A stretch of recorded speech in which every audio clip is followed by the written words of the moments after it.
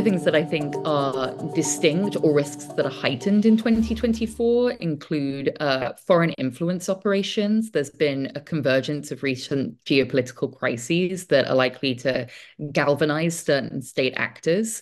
There is AI, which is the actual content itself, deepfake visual, deepfake audio, but also the idea of AI amongst voters, knowing it's out there, how that affects how they consume and assess information, and also political violence. We still need to keep politically motivated violence in the front of our minds when we're thinking about how to prepare for these elections.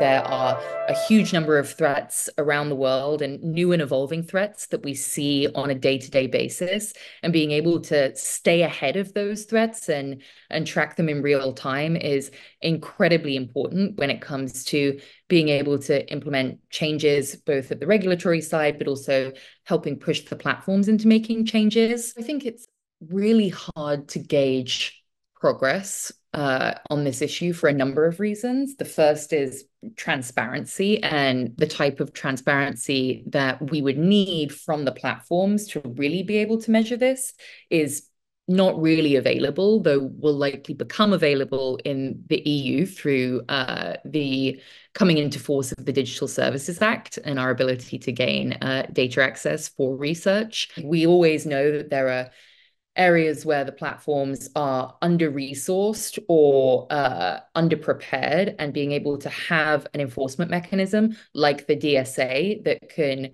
find very specific examples of that and be able to place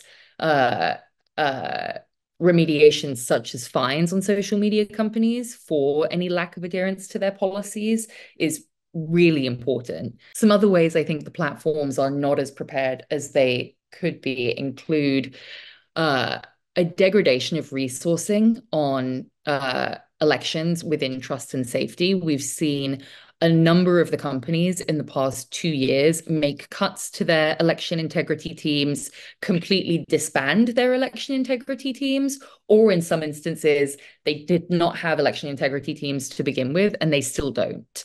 And that lack of resourcing as we move into an election year that is so consequential, like 2024, is very, very concerning.